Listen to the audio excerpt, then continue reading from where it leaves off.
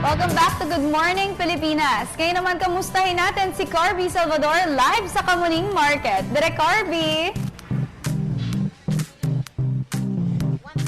Hello! Thank you, beautiful Diane. Ito po ang aking mga nakuhang impormasyon tungkol sa kanilang mga ipinagbibili dito sa Kamuning Market. Naku, natakot yung katabi ko, tumakbo. Diyos ko po, ito po. Ito po ang simulan natin sa mga presyo ng fruits. Ayan.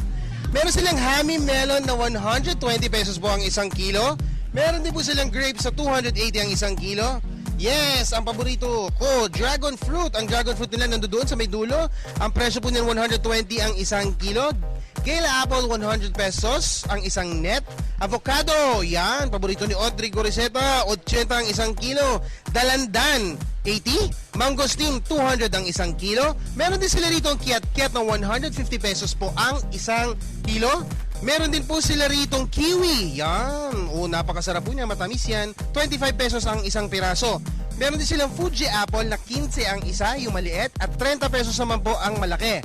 Kung gusto mong mauhaw-uhaw ka o kaya medyo pamatid-uhaw, tulad nga na sinabi ko, watermelon, 30 hanggang 40 ang isang kilo. Meron din silang orange na 35 ang isang piraso. Yan. Napakatamis niya, tinikman ko kanina. Meron din silang pongka na 25 po ang isang piraso. Meron din silang lemon na 25 po ang isang piraso. Meron silang mango. Okay, ang mango nila, ito nandito, matamis. Sabi nila kanina, galing yan Davao. 120 pesos po ang isang kilo. Kanina inalmusal namin ang banana. Ang banana is 55 ang isang kilo. Ang lakatan 60. Now, meron din silang pomelo na 180 pesos ang isang kilo. Melon, ang melon naman po nila is 70. Ang papaya, eto po. Yun, ang papaya nila. Ang papaya nila, ang presyo ng papaya nila is 50 ang isang kilo. Meron din silang santol. Yun, paborito ni Kuya Aljo. Ang santol, 40 ang isang kilo. At ang kanilang pineapple na maraming mata, 70 pesos po ang isang piraso. Ayan po. Siyempre, hindi makukumpleto ang araw ng hari ng palengke kung hindi tayo mag-iimbestiga dito sa mga namimili rito o kaya sa mga nagtitinda. Teka muna, ito ang natitira. Mabait ito, accommodating ito. Hello, good morning.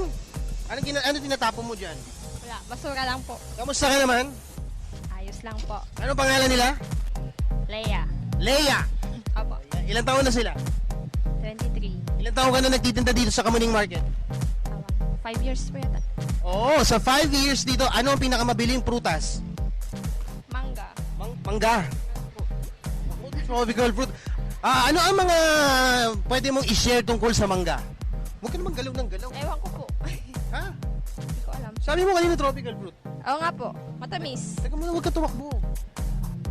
Meron ka bang gustong batiin dyan? Taga saan ka ba? Taga Davao ka rin? Taga-abra. Ha? Taga Abra. Para ka naman tatakbo, hindi naman nakita ako masamang tao. Teka muna, batiin mo yung mga kasama natin dyan. Sino ang kasama nyo? Ayun, basta tumingin ka doon sa camera, live yan. Teka, ninenervyo siya, taka na mamawis. Maraming salamat po. Ayan po, aking mga nakalap na impormasyon tungkol sa kanilang mga ipagbibiling prutas dito sa Kamuning Market. Muli, samahan niyo po ang hari ng palengke sa susunod na linggo. Ako po ay magbabalik. Back to studio muna. Ako po si Cathy San Gabriel. Subscribe na sa PTV YouTube channel. I-click lang po ang subscribe button.